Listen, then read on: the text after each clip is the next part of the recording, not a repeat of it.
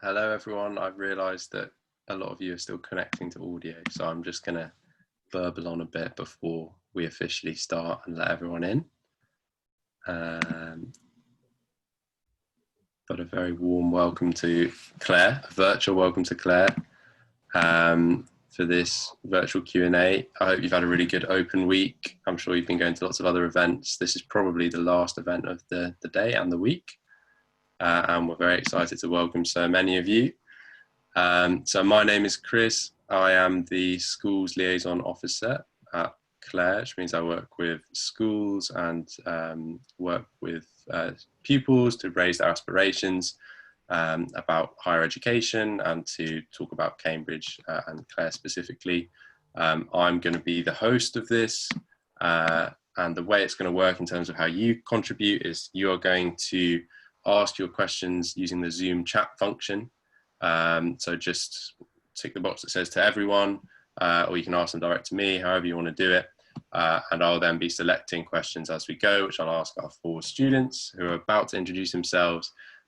We've got loads of people today, which is fantastic to see. That may mean we can't answer every single question.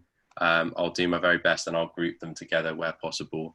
But if your question isn't answered, there are plenty more opportunities to ask questions through our YouTube channel, through our Instagram, through the Union of Clare Students Instagram. We'll talk about all of this at the end, the ways you can stay in touch, but I think I've said more than enough. So over now to our students. Rosa, you're on the top left of my screen, so I don't know if you want to kick off by introducing yourself.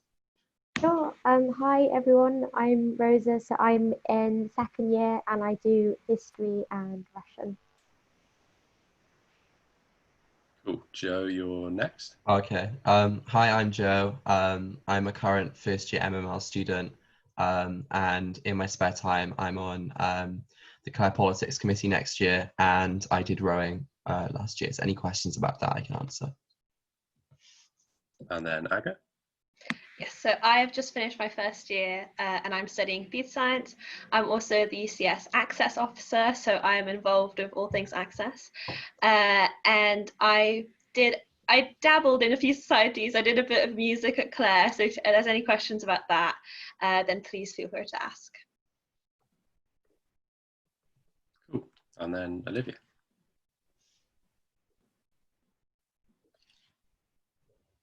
Oh, I think she's muted. Oh no. There she is. Sorry about that technical difficulty. I'm Olivia. I just finished my 2nd year studying psychological and behavioural sciences here at Clare. In terms of extracurricular, I know a lot about volunteering within Cambridge and opportunities like that. I was last year's class act rep, which basically means I represent kind of state school people, working class people, low income people in the college. And obviously I have personal experiences of being a low income person coming into Clare. So any questions regarding any of that, I'll be happy to answer. Okay, brilliant.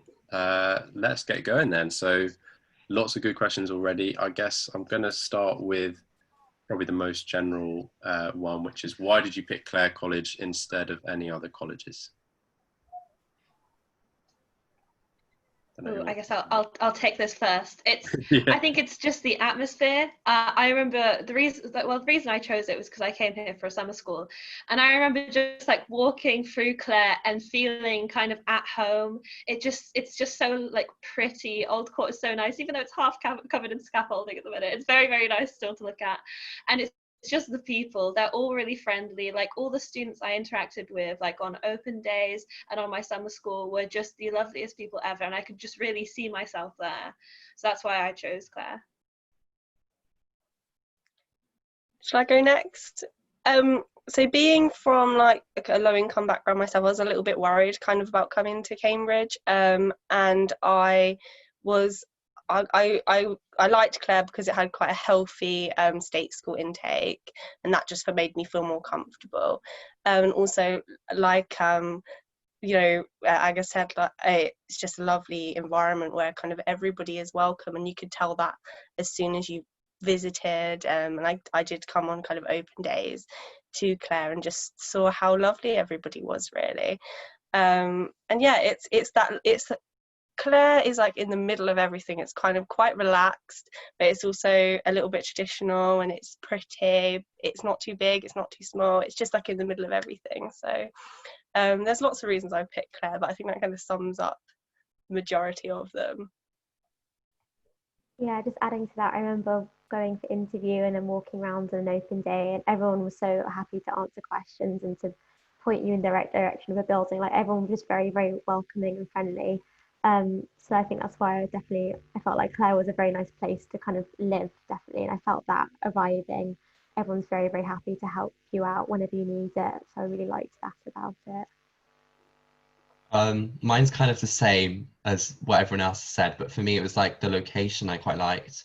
I think out of all the colleges, it's really good because it's not kind of, if you've been to Cambridge, you'll see there's often a tourist trail. So you've got other colleges like King's, often quite a bit more touristy, whereas Clare's a bit more hidden away, but you're still quite near to all the other colleges, which is really nice for making friends. But at the same time, you don't have a thoroughfare of people coming through all the time.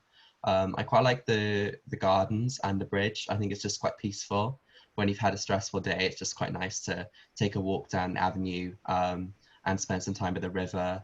And they've got punts as well. That's really good. And I think like everyone else has said, the atmosphere is really nice. The layout, it's like you've got, for first year, you've got the library next to all the accommodation. All the first years live in the same space.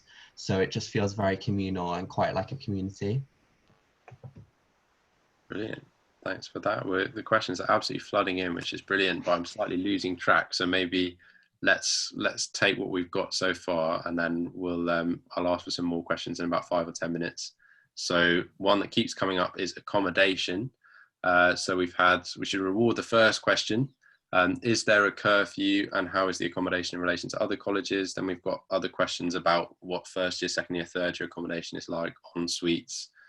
So over to you guys to sort of handle accommodation in general.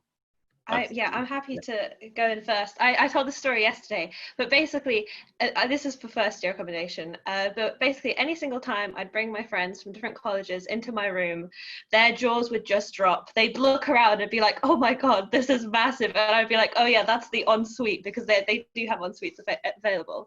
And I'd be like, "Wow, this is an ensuite as well." And then I just like point them to like another door in my room, because there's like another room attached to my room, and they'd be like absolutely losing their minds at this point. So the accommodation is like brilliant. It's really good. But also, like, if you don't want something that's called a set, where you have a living room and a bedroom, you can like choose to go for the cheaper rooms. You can choose to have ensuite if you need to have an ensuite. And like, yeah, I genuinely think the accommodation is really good. And like Joe said, all of the first years live in Memorial Court, so you're all really close to each other. You're close to the library. Yeah, I think the accommodation's great.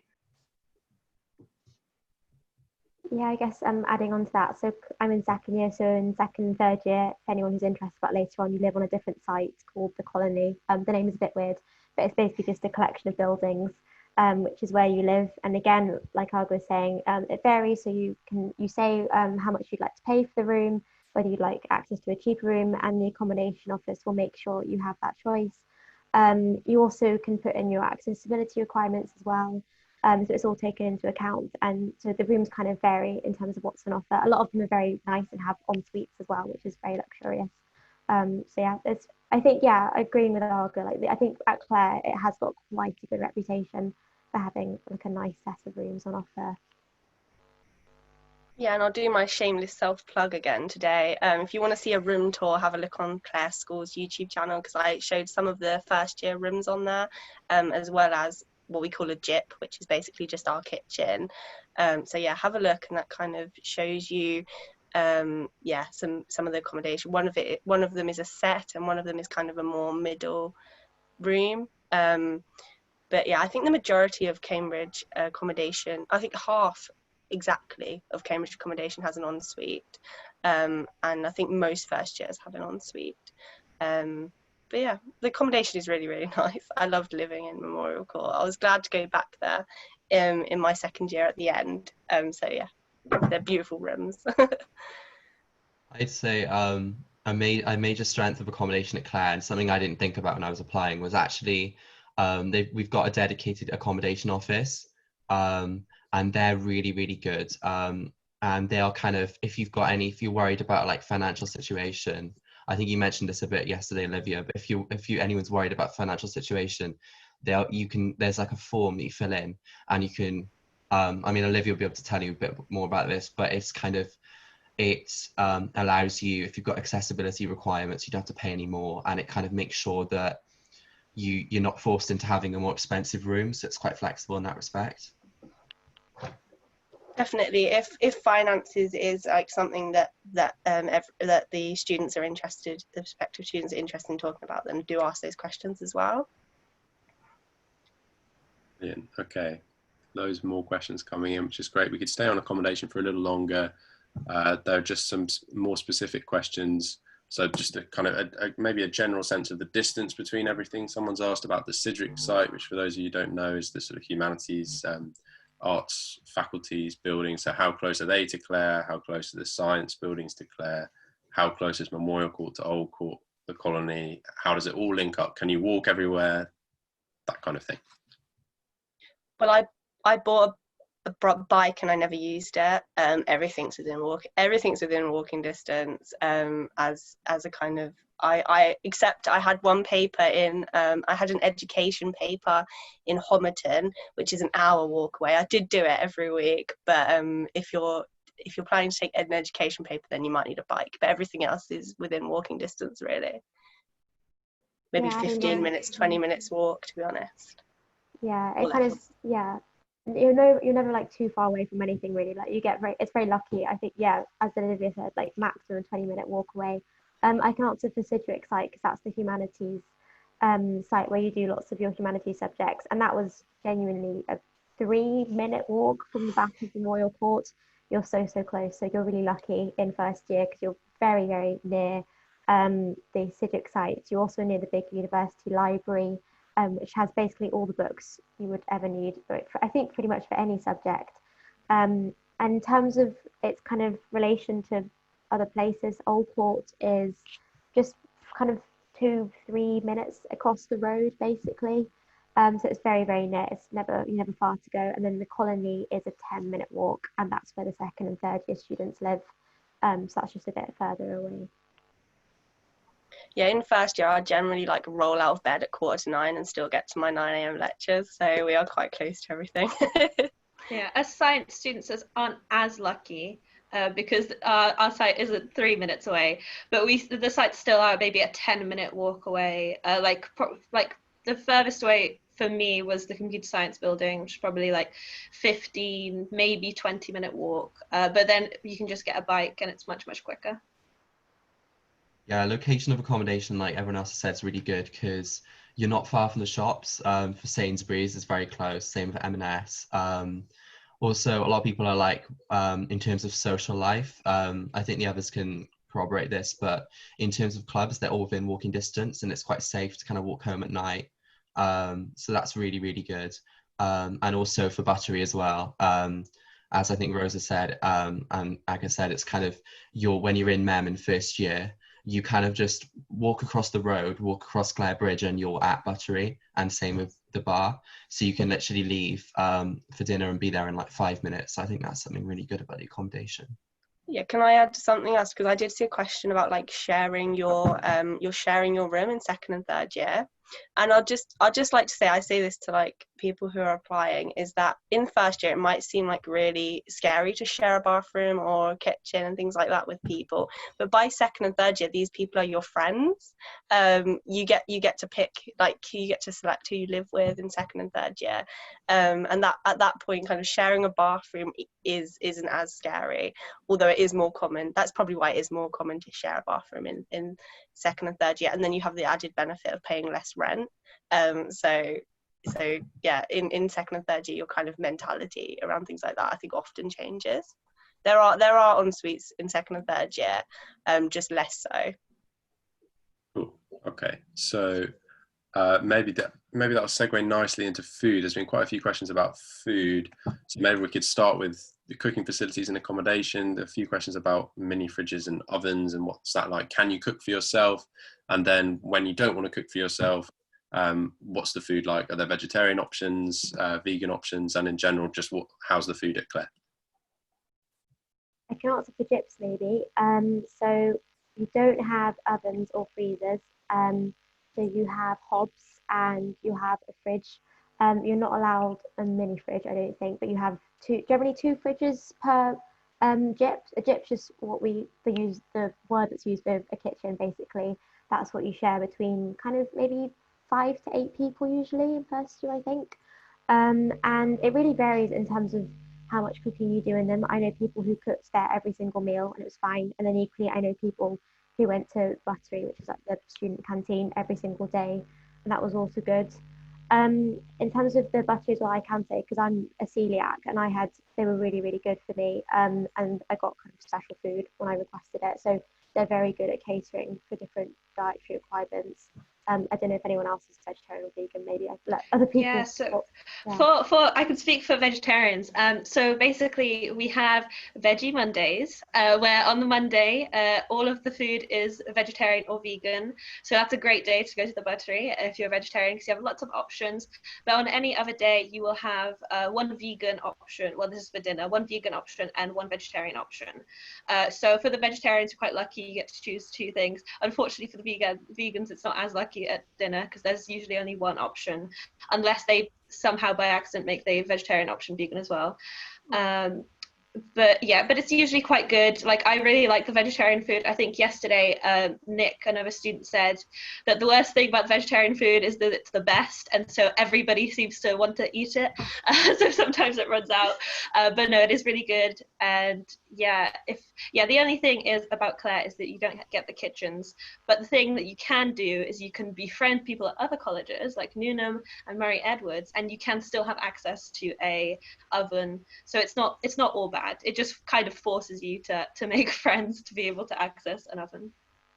Yeah, so the food I'm hearing about like expenses here. So the food at the Buttery at the canteen is really affordable. So is the halls really affordable, the formals, whichever word you want to call them. You can have like a 3-course meal for like £9. So it's really, really good. And I think I love the lunch in the Buttery. But I always, so basically in my 3rd year, I ate every single meal at the Buttery. In the 2nd year, I didn't go to the Buttery at all. So like you can do both and be absolutely fine. And I ate good both years. So you're able to do both. There's lots of kind of versatility. There's also someone asked about minimum spend. As far as I'm aware, there's no minimum spend. What happens is you just tap it with your card every time you go in, and then it's on your online account and it comes out of your next term's bill. So you don't really have to pay as you go. They do have a salad bar as well, which is also very good if you like healthy options. And they do like takeaway sandwiches, takeaway drinks, takeaway crisps. And what else was I going to say? Oh yeah, brunch.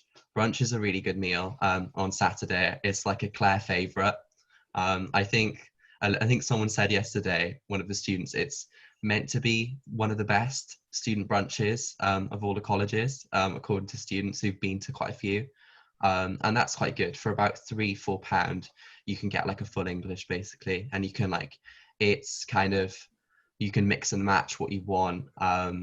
And yeah, I really like brunch. That's a really nice way to kind of spend time with people. It's quite communal on Saturday lunchtime. Right. We've had a question about can you get a part-time job, and we've also talked a little bit about obviously the price of food and accommodation, so that might lead nicely into talking about the kinds of financial support that Clare and the university offers, starting with the job question, if one of you wants to take it from there. Yeah, so I'll take that. So first year, you're not supposed to take a part-time job in term time, but I did work in the vacations. I worked in a cinema. So lots of people take kind of like tutoring work and things like that. But really, Cambridge tries to support you so that you don't have to work, so that it doesn't put you at a disadvantage that you have to work when others don't. And the financial support at Cambridge is really, really, really, really great. You get obviously a means tested bursary if you're parental income is under a certain amount. So that can be £3,500 if you get the maximum student loan, and you can get an enhanced £5,600, I think. Don't quote me on that number. Bursary for enhanced bursary for people who are estranged from their parents or care leavers. I also received a scholarship because I was in financial need of it. I've received hardship grants to pay for basically a dyslexia assessment last year, and I know lots of people who kind of were maybe what you call like mid-income, but had complicated family situations and their families weren't able to financially support them, and the college has obviously in circumstances that they can explain, but the college has stepped in to support those students. So you can work, but the reality is you probably actually won't need to work. So it is obviously a personal choice in the vacations, but yeah, that's basically what I have to say in the situation. I should also mention that if you do really want to have a job, you can work in the Clare bar in Sellers. So there are jobs available, and that is during term time. You can do that. So you can earn a little bit of money on the side. And just another thing, with the Cambridge bursary, you do not have to apply for that. As if you've applied for student finance, then it will automatically, they'll just send you the money pretty much, is what happened to me. They sent me an email. They're like, yeah, we'll give you this much money. And I was like, all right. Great. So yeah, it's not a hassle at all. They just provide the money if they know that you're in need. I can add to that because I worked at the bar last year. It's a really nice way to earn a bit of money on the side, and they're very flexible, which is great. So if you've got a week where you're very busy with work, you don't have to work, but you can let them know the number of shifts you'd like. If you want to work lots of shifts, they are happy for you to do that. And the great thing, as Olivia was saying as well, is that obviously the holidays are a lot longer than at other universities. So I work at a pub on the holidays, for instance, so it's generally very easy to find part-time work when you go back, because the summer holiday, for instance, is 3 months, so generally you're fine finding something part-time for the holiday period.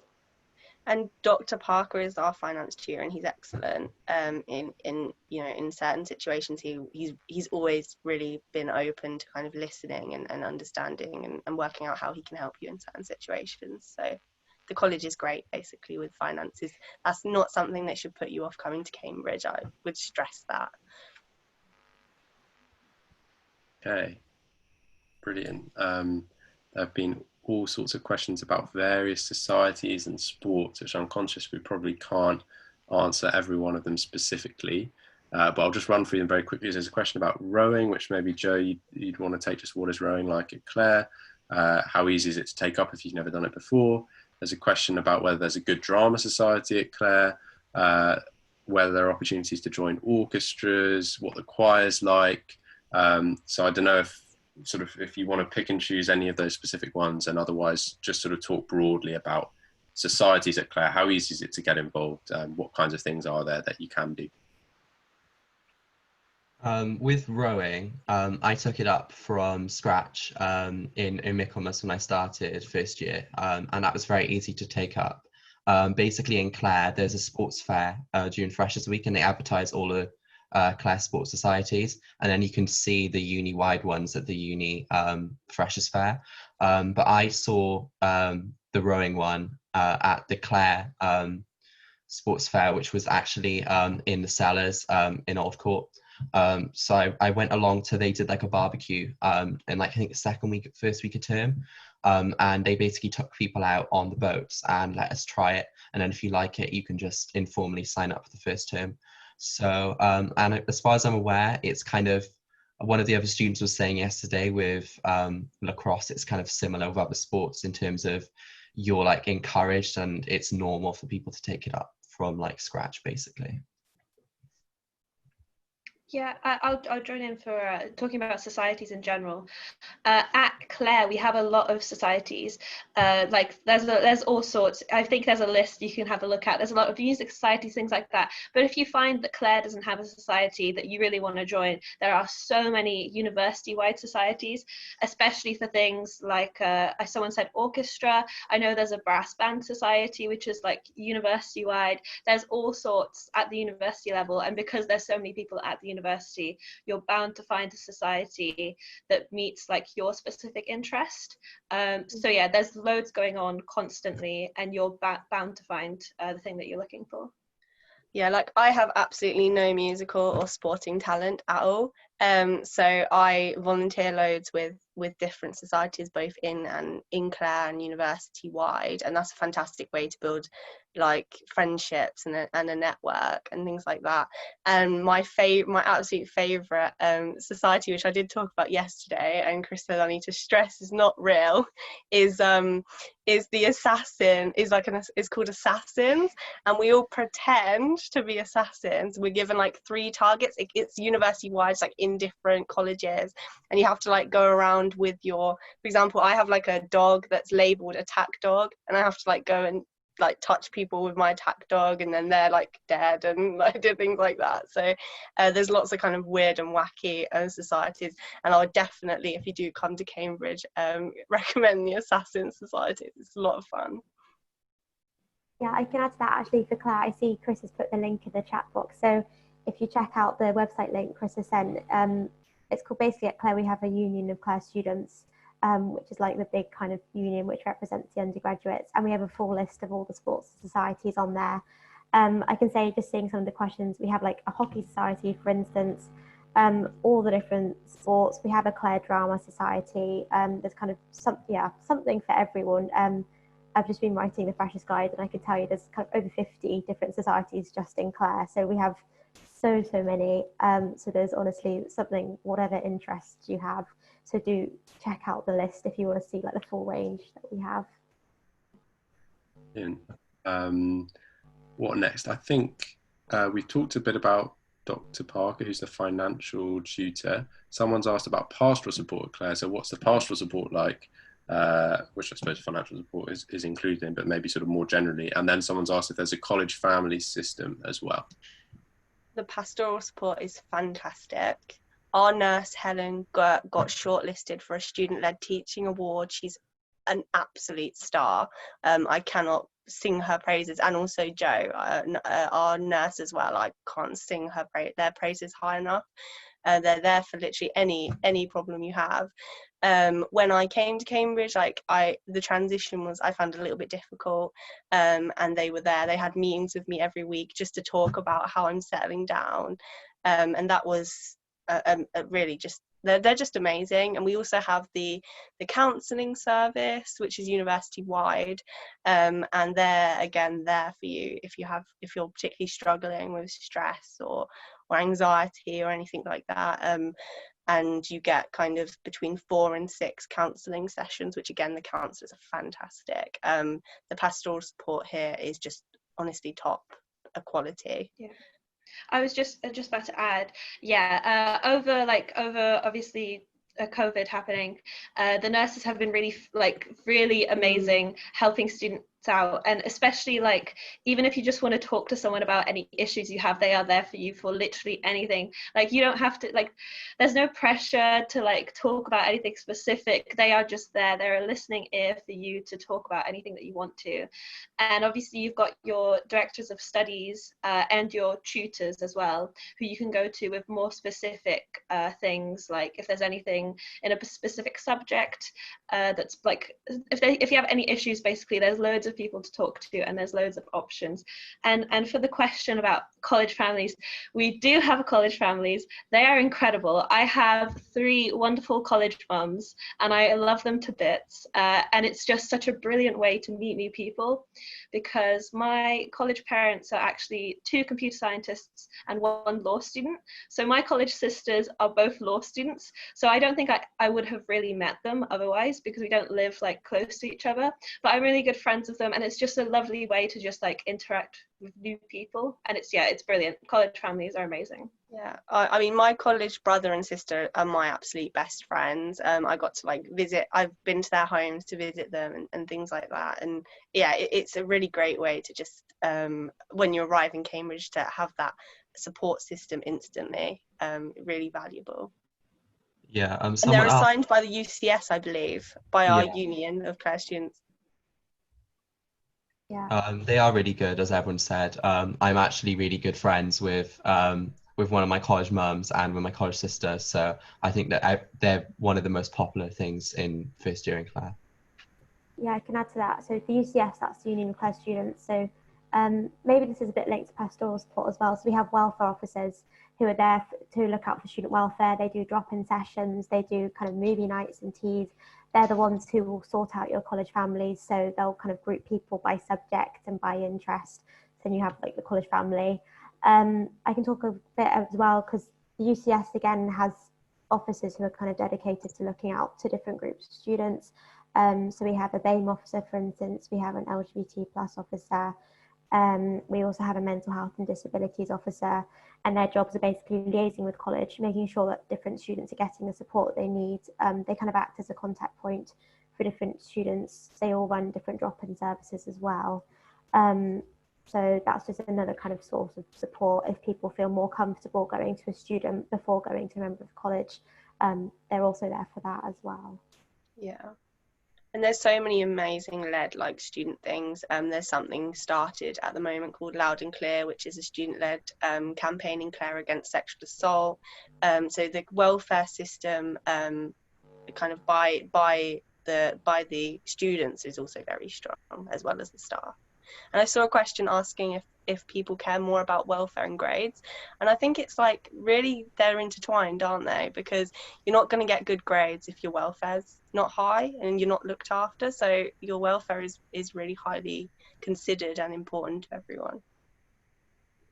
Yeah, absolutely. I think that's a really good answer. I guess just following on from college family, someone asked about how easy it is to make friends, or do you make friends with people in different years? And then there have been a few questions. Sorry, I know we're going quite far back. Sorry to those of you who've been waiting for the answer to this question, just about what the social life is like at Clare.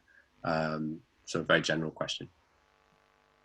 Very good, yeah. I think we talked about this yesterday, as students, and in terms of social life, we kind of all concluded that there are so many different avenues, depending on what type of person you are, whether you're a real extrovert person who likes to go clubbing 3-4 nights a week. I've got friends like that, or someone like me who prefers to just do the 1 or 2, or if someone doesn't like to club at all, you can have people like in your me. room. And yeah, it's really good in terms of, as everyone mentioned, the societies are probably the best way of making friends. Like I'm part of Welsh Soc, which is a uni-wide one, and a group of us from Clare go to it, and we meet students from like Newnham, Jesus, Wolfson, like whatever college they're from. So in a way, just being from Clare doesn't mean you can't have friends who are not from Clare, and it's really great. I think the uni, how the college creates really close friendships, but also like uni-wide, it's a really good system of making different types of friends.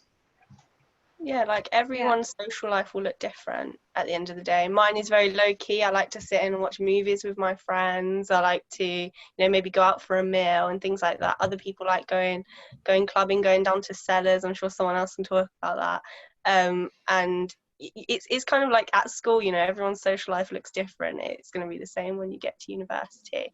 And every social life is valid, and it's what you most enjoy, and you will find your people. As you may say, like you will find your group of people that you fit in with. Yeah, I was just about to add that one of the things about the college system is that it's really good because it really supports you in making those friends. You live with people and you're just bound to make friends with those people. But like if you want to meet with people outside of your year group outside of your subject, just doing other things. Like you can go to societies and meet loads of people. There's just so many different ways to get to know people, like sports, societies. Like you'll end up with a whole host of friends who aren't from your year, don't do your subject, aren't from your college, and it's genuinely quite easy to make friends because there's so much going on. Like we said, there's so many societies, and you will meet people that you really get along with because you'll be going to societies that you want to go to, and you'll meet people who like the same things. So genuinely, it's really easy. Also, I heard the mention of Cellars, the best bar in Cambridge by all accounts. It is agreed. No, but genuinely, Cellars is an amazing place. It's our like JCR, it's our junior like common room. It's where people hang out. You don't have to drink at all. They have all sorts of soft drinks. It's just a nice place to go down and relax and just talk to your friends.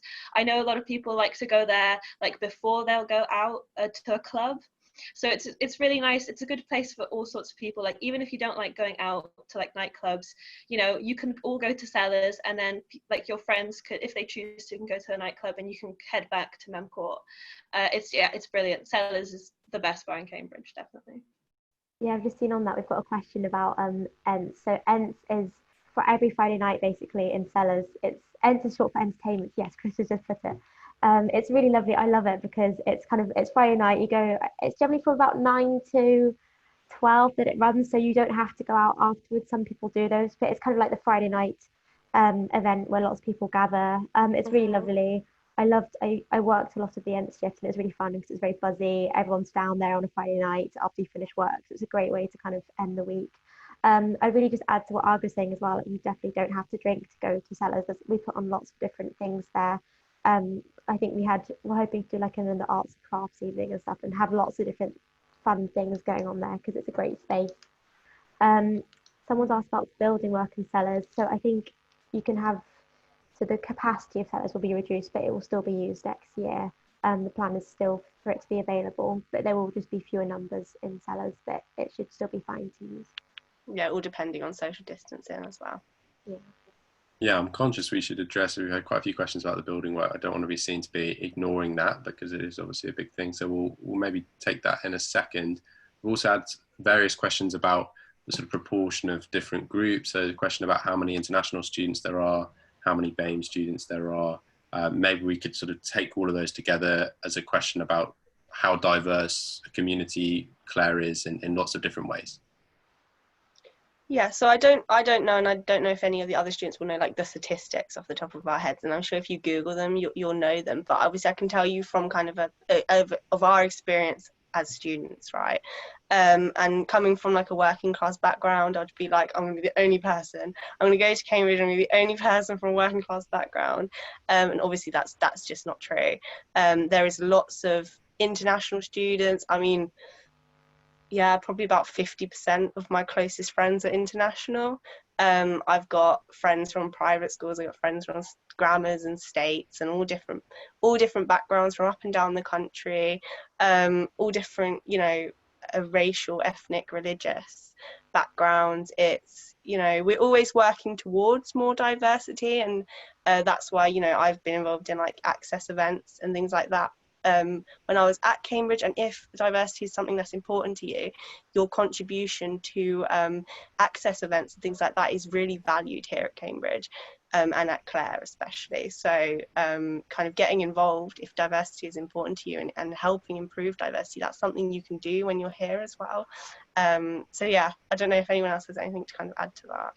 Yeah, I was just about to add, obviously I can't speak as like experience of like a BME student, but I'm Polish, and there's loads of societies, like university-wide societies for all sorts of ethnic backgrounds. So like there's Polish SOC, there's Afro-Caribbean society, there's India SOC, there's genuinely a society for every possible background. So even if you like maybe look at the statistics and they don't look very good, you will find people of a similar background to you in Cambridge, because there's so many people at the university, you're bound to.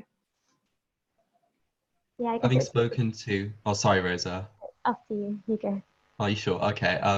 Obviously I can't, as Rosa said, speak on behalf of like a person of colour, but from my experience of friends from different ethnic minorities, Although uni-wide, I think there's some work still to do in terms of diversity and discrimination.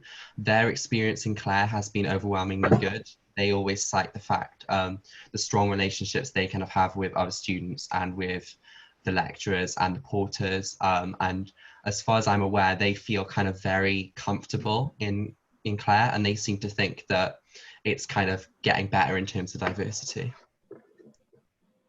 Diversity is something, you know, that a lot of us as students are working towards, and a lot of the staff are working towards, and that's why, you know, your voice and your contribution to diversity and inclusion work is really valuable, at whatever university you go to be honest, and at Cambridge too. Rosa, do you have something still to add, or shall I?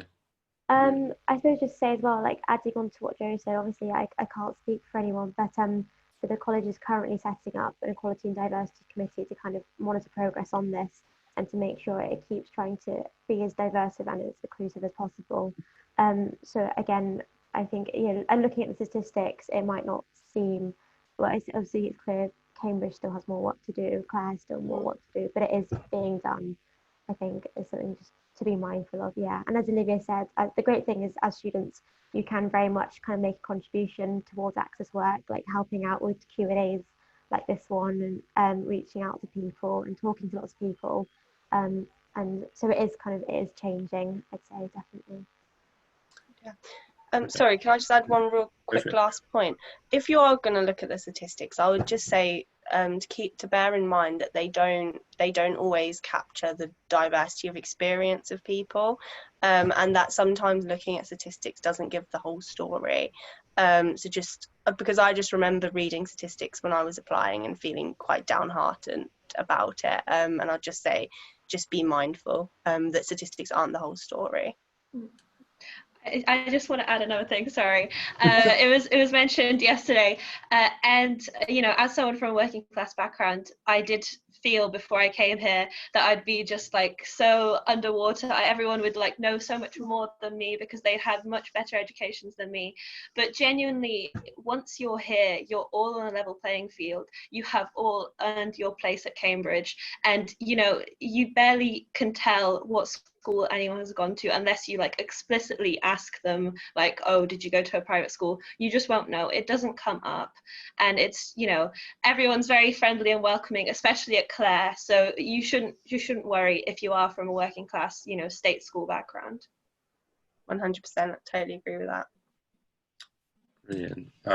Olivia, what you just said links nicely into a really good question we had earlier, which is what do you wish you'd been told before arriving at Cambridge? I just wanted to, a couple of people were asking about natural sciences. I just want to quickly say none of the students today are studying. I have a bit of experience. You have a bit of experience. Okay, sure. Well, let's do that quickly and then, yeah, go for it. Okay, sorry. Natural sciences. Okay, so I started off doing computer science with natural sciences. So I have the teensiest bit of experience, and I'm a friend of a lot of natural scientists. So I could talk a little bit about it. But if you want more information, I think it's best to get more information from the website and things like that, because they definitely have a lot there. So natural science, the number of students is probably around 30, roughly. So they're split into two, like physical natural sciences, biological natural sciences. In your first year, you'll be doing 4 papers. 3 of them are going to be like sciencey modules. 1 of them will be a maths paper. And what else is there to say? Yeah, there are actually, yeah, I should say this. Someone asked if there are lectures on the weekends. Unfortunately, if you are a natural scientist or a computer scientist like myself, you do have the potential to have lectures on a Saturday morning, but that's it, no Sunday lectures, only on a Saturday morning. But don't let that put you off. They're not that bad, and you kind of like suffer together, so it's not very bad. But yeah, I did physics for a little bit at the beginning of the year. I really liked the lectures. There's like loads of students studying as well, and there's loads of societies as well, so like even if the course isn't covering the content that you're really interested in, there's like the Cambridge University Astrophysics Society that you can go to, and you can just like supplement all the things that you're learning. Brilliant. Okay, so back to that question about what do you, let's do that, and then we'll talk about the construction, because I know we still left that hanging. But what do you wish you'd been told before arriving at Cambridge? about Saturday lectures. And it's only, as far as I'm aware, only natural sciences and only computer science students that do that. Literally no other subjects, but you do get to complain to absolutely all other subjects that you do have lectures on Saturdays, which kind of makes up for it, I think. Yeah. Without getting too deep, that it'll be okay. That I'll be fine, that it will all be fine when I'm here, that I'm just worrying about nothing and lots of different things that actually won't matter once I'm here.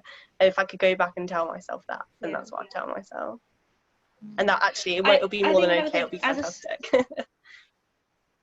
Yeah, I came to Cambridge as the only student from my school to come to Cambridge, and I was really, really scared that I wouldn't find any friends and that I'd be like really missing out because I literally know no one in Cambridge, but that was not the case at all. It's like we've said before, it's really easy to make friends and you won't feel left out. Like basically, like most people don't know anyone else, and if they do, they're probably studying a completely different subject at a completely different college, so you are all at a level playing field pretty much. I think I'd wish I'd known probably. I was really worried about how competitive it was going to be and whether everyone was very kind of wanted to compare how they were doing and how much work they were doing and how they were scoring. I was really nervous about, because I'd heard kind of rumours about Cambridge being guilty of that, but I definitely haven't found that at all, actually. It's funny. I don't feel as though I'm in a competition at all. I think Claire's got a very healthy attitude, I'd say, definitely, compared to some of the other colleges. Like, there's not the pressure about getting a first being the be all and end all. Like, I certainly haven't felt that in my experience of being supervised by people. Like, the expectation is that you look after your health and your welfare, and that does come first. So I think we do have quite a good kind of mindset in Clare College for that. So I think, yeah, if I could go back in time, I tell myself that it's fine, not to stress about that. Yeah. When you look at the reading list, you don't have to read everything. That's another thing I would tell myself. You don't have to read everything. You don't have to stress because you don't have to read everything. Yeah. Oh my gosh, yeah, they send these big scary reading lists that you really don't have to read much. Don't have to read them all. Read what interests you. What I tell myself, similar to Aga, I was like the only one from my comprehensive to go. And kind of, I was a bit like, when I came, I was a bit like, oh my God, is there going to be anyone else who's like from South Wales, from like a working class area, from a comprehensive? And I got there, and like in Clare, on the same course as me, was another girl from like the same city, same sort of background, and there were quite a few others of us. And also kind of, I think Olivia mentioned this, there isn't really the big kind of private school, state school divide that the media tend to like hype up quite a lot. Obviously you do have like a decent proportion from private school, decent proportion from state school, but it's kind of like some of my best friends are from comps and then some of my best friends are from private schools, so it's kind of quite easy to fit in that respect. 100%, because there's so much more that's important to you than your background. You can connect on lots of different things. You can be friends with people from different backgrounds to you as well. But it can feel important before you get here, and then when you get here, you find that there's so much more about you. You're so much more. Someone's just asked about the interview experience like, so maybe we'll take that, we'll do construction first. I'm doing this in a really silly order. But anyway, just to address the sort of, what does Clare look for? All of the Cambridge colleges are looking for academic potential. So there's anything where people say some colleges are looking for all-rounders or some are looking for more academic, that's not true. So every college is looking for the same thing, which is academic potential. Let's address the construction issue. So a little bit of background, Clare is undergoing a major renovation project, which is naturally going to cause some inconvenience because of very old buildings from the 17th century or 18th century. But it's very exciting. We're building a new riverside cafe, which is going to house, I think, about 80 people. And we're replacing the roof in our old court, our lovely sort of oldest part of Clare, the old court. So how has it affected you this year? Maybe that's the sort of the best way to address it. Go for it. I'm happy to take much. Yeah, like Go ahead, Rosa. Just say, yeah, there is, I think the scaffolding is probably the biggest thing, because obviously you can see it and there's a lot of it. But it will be going down. I think more will be going up. And I think the other thing to be mindful of is that, again, I think the bus really is going to move location, but I think that might be finished by the time you get here in a few years' time. So obviously there is work being done, but it's kind of on different parts. So it doesn't also affect Memorial Court, which is where all the first years live. So that kind of where your accommodation is doesn't actually like change because of the building works, which is quite good. Yeah, like I think it's supposed to finish in kind of 2022 or something similar. I mean, like for me, going into third year, I couldn't live in Old Court, and like we didn't get Mabels and things. But these are kind of problems of the past by the time that you lot would get here. So yeah. I think another thing to highlight is you guys get to enjoy the Riverside Cafe, which is, you know, even if not for the whole time you're here, that will be there for you. And probably by the time that you're here, the building works will finish at some point during your degree, so it will go back to being a bit more normal. Okay, brilliant. Let's turn to this interview experience question. So what was the interview experience like? How do you find it? Is there anything you wish you'd known beforehand, etc.? Definitely. I'll take this because I quite like talking about this. Yeah, I thought it was going to be the worst experience of my life. I was so terrified, and I wish I just like could go back and just tell myself it's really not that bad. I genuinely quite enjoyed my interview. For sciences, you usually get 2 interviews, which is what I got. And in one of them, I literally just got to talk about why I want to study my subject, what interests me about it, what have I done like involving that subject. And actually, I really loved it because I got to talk about something that I'm genuinely passionate about with 2 people who know far more than I do about it, but are willing to listen to like my point of view. And yeah, so if there's one thing that I want to say is that do prepare for it well, do your reading, but don't worry too much. You want to show your absolute best self in that interview, so don't let fear get in the way of that. And also another thing is, if you are really scared, I was really anxious. At one point, I just couldn't get the words out of my mouth. That's how scared I was, because I built this image of an interview up in my mind. The interviewers were like, that's absolutely fine, like take a moment if you need to like catch your breath. They were willing for me to like to literally leave the room and come back in. I didn't have to, so I just sat there for a minute and then I started it up again, and it was fine. And you know, obviously I'm here, so that didn't affect my interview at all. They understand that you're under a lot of pressure, but just know it's not that bad. I just saw a question, which was quite a good one, about how do you think the interviews being online will change the interview experience? And like, obviously, we don't know what's going to happen going forward because it's such an uncertain time. But if the interviews are online, I don't, maybe some of the other students have, but I've done interviews like for kind of internship opportunities, and actually I find them more kind of relaxed a little bit. I personally find them more like kind of yeah, I think perhaps they'll feel a little bit more less high stakes is all I can really think of. I know some people hate to look at themselves during interviews. It's like one piece of advice I was given that was really good was just stick a sticker over yourself so you don't have to look at your own face, and then I think you'll all be fine. Yeah, it's true. I think part of maybe the scary bit about going to Clare is obviously trying to find your way to all the different rooms and kind of orientate yourself at the same time as doing the interview. And the nice bit is you won't have to do that. You just have to click on a link to do it. So that's probably like a weight off your mind. I remember getting very, very lost when I was trying to find like my rooms. I ended up late for an interview, in fact. But I mean, as I was saying, like the great news about the interview is that they are so understanding. Like if you show up in the wrong place, if you're a few minutes late, if you haven't managed to prepare the passage, like one friend I think didn't find the passage, didn't manage to prepare it, and it was absolutely fine. She still got in, they had a chat. So don't panic if it doesn't kind of go 100% how you'd like it to go. They're not looking for it to be a really polished performance, that they're really not looking for that. They don't want you to recite something off by heart. They just want you to just have a go and be like be curious about it and kind of show why you're enthusiastic about something. But they're really not looking for you to get everything right. Don't worry about that. Like, you know, if there's an answer that you just don't know, I think the important thing is just to show willing and to try and talk about what you think the answer might be. Like, don't worry about getting the right answer. they won't expect you to do that. It's just kind of showing the thought process that's going on. That's what they want to see, is you showing the willing to try and find the answer, if that makes sense. Most people do Yeah. really well in interviews as well. It's important to add.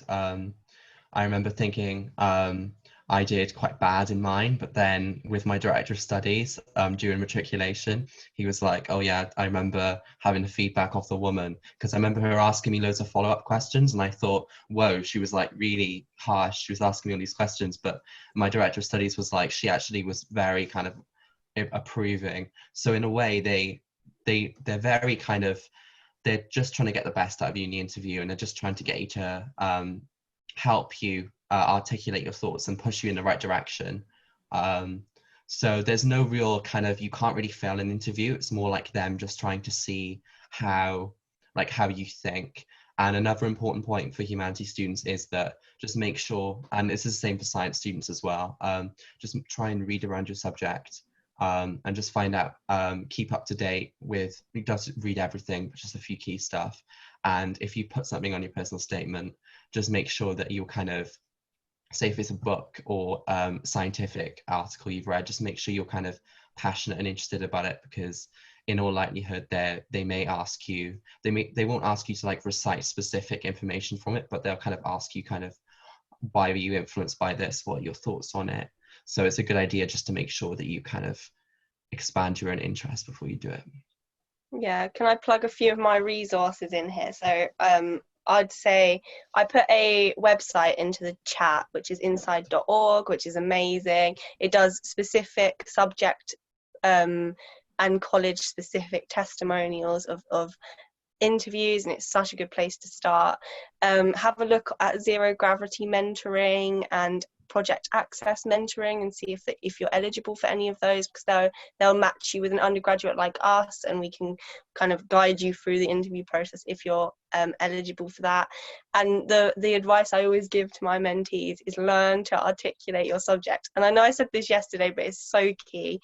You need to kind of learn to talk about it. It doesn't need to be with your subject teacher, it doesn't need to be with a specialist, it can be with a friend, it can be with a little sibling, it can be to yourself, but the more you talk about it, thinking through things that matter to you, at the end of the day, hopefully you will love your subject and you want to talk about it. By the time I'd done my interview, my mum was absolutely sick to death of me talking about psychology, but talking about it, I think, was the key to me succeeding in interview and getting a place. So I'll just say, just learn to talk about it, even if it's to yourself, even if it's to your little brother, even if it's to your cat. Just talk and talk and talk until you feel comfortable articulating your subject. Yeah, I completely agree with Olivia. And just another thing that I want to slip in and add is something that someone said yesterday, and it really stuck with me. They said the interview starts when you say, I don't know, because they are going to try and get the absolute best from you. So they're going to ask you really hard questions. And so like all you need to do is try and answer them. And once you get to that point where you're not sure, that's when they're getting like the best from you pretty much, because they're going to keep giving you little hints so that you can answer the question, like, and they are trying to see the best from you, so they will give you loads of support, and they just really want to show how you think, and they want to see that you are trying pretty much. So yeah, like was said before, you can't fail an interview. Don't be scared to say I don't know, because really they want to get to that point where you say I don't know. Yeah, and I can see like a lot of questions about kind of specifics in interview, and I'll just say be really careful trying to predict what's coming up in your interview, because they're unique, they're changed from year to year, they're changed from, you know, college to college, because at the end of the day, we don't want people kind of getting inside information and having an advantage like that. So I would say it's actually not worth trying to prepare yourself for a specific type of question or a specific thing being mentioned. I'd hope everything on your application is something that you know about, that you have thoughts about, including in references, submitted work, personal statements. It can all come up because it's part of your application, and it's important to prepare, and stuff not on your application will come up. So it's important to prepare yourself for everything, and the way to do that is to talk about your subject, like I said. Yeah. Okay, so we are close to running out of time, but it's great to see loads of you are still very much engaged and watching. So I don't mind if all of you are happy, we can go over by 5 or 10 minutes. But I just wanted to address someone very persistently, which is great, keeps asking about medicine, and I'm sorry I haven't addressed medicine yet. So in terms of how many medical students, there are about 10 per year at Clare. I confess, as to whether graduate medics are accommodated, I would think that they are, but I can't tell you for sure, which is great. You've asked a question I don't know the answer to. So if you, as for any other questions you've got left over after this, you can email me on schools@clare.cam.ac.uk and I'll type that out, or admissions@clare.cam.ac.uk if you've got any extra questions, either that I can't answer, we can't answer, or that you haven't had a chance to ask. So maybe in these last sort of extra 5 minutes, bonus 5 minutes, if you've got any final questions you want us to give a kind of one sentence each answer to, then send them across now. Oh, sorry. I think Rose is muted. There we go. Are there tennis? Yes, someone asked about tennis or badminton courts at Clare. Very quick answer. Are there tennis or badminton courts at Clare? I believe so. I got emails about them during the pandemic that we're not allowed to use them. I've never used them, but there are some from my knowledge. Quick question about how the Clare May ball is. Unfortunately, it didn't go ahead because of the building works, but we got to go to Trinity Hall and that was amazing. So we didn't miss out. Well, from my year anyway, I know some of you guys are the first year, and obviously you unfortunately didn't get your opportunity this year, but you can go to other colleges for May balls, basically is what I'm trying to say. Keep it short and sweet. Were there any other colleges you were considering? Someone's asked. Oh, you can too. Sorry? Someone's asked. I know. Do you know about Clare, any other colleges you were considering? It's probably different for everyone. Yeah, I considered a few. I remember on open day I went to a few. I considered Peterhouse, but then I picked Clare ultimately because, as other people have said, it's quite like a nice size. It's kind of got the best of both worlds, but yeah. Yeah. Someone's asked about considerations in your interview if you have learning difficulties. Absolutely, like every interview is taken on an individual basis. So if there are any specific needs you have in your interview, then that will absolutely be taken into account. Can I just add really quickly, like I have dyslexia, there's adjustments for everything. I've got amazing software that helps me, adjustments for exams, adjustments in lectures, adjustments in supervisions, and that has been amazing and really, really helpful. I actually got diagnosed at Cambridge, so unfortunately I didn't have any like extra help in the interview, but the access here is really taken seriously. Do you have to move out in the holidays? In first year, yes. So you can't stay during the holidays and you have to move out your stuff. But then in second and third year, it's more flexible because there's different types of licenses. So you can apply for one which allows you to stay for most of the holidays. I think you still have to move out for a few days, but you can also leave your stuff in second and third year, depending on the type of license. But I know quite a lot of people who leave their stuff and stay for a while in the holidays. Obviously, if you need to stay, if you're international, if you can't get back, if you you are estranged or a care leaver, obviously if for some reason, personal reason, you don't really wish to go at home, then you can talk to the college and you can be accommodated in college. I just want to put that in. Obviously no one's going to make you force you out of college if you really want and need to stay. You can stay over summer, you can stay if needed. Brilliant. Okay, final question is, do you wear gowns at formals? Yes. But Clare is very relaxed in lots of ways, so that might seem a bit kind of unusual. It's very traditional, yeah. The formals are very, very lovely. You do wear gowns, but you can, once the fellows usually go away, you can take them off, and it's absolutely fine. And it's so nice because the formals are like in the old hall, so it feels very lovely and just traditional. Oh, I grew to love my gown. They were the most intimidating thing at first, but I adore my gown now. I literally just walk around the house like it's a night dress or like a night something. All right, brilliant. Thank you all. Thank you very much to the 4 students for giving up their time to answer all your questions. Thank you very much for giving up your time to come and hear about Clare and to ask all of your questions. I've put some links for ways you can stay in touch. So there's email addresses for me and for other people in admissions. There's our YouTube channel, there's an Instagram channel, there's a Instagram account's probably the word. There's an Instagram and a Facebook for the Union of Clare students as well. Rosa, I don't know if you want to type the link or something for that, so you can sort of stay in touch and see what's happening on the student side. This whole session will probably go up on our YouTube channel soon, so you can revisit it if you want to hear any more about, well, hear the answers again, and you'll be able to ask further questions obviously in the comments there. But that's probably it for now. So yeah, thanks everyone, and see you soon. Bye everyone. Bye. Thank you. Bye. Bye.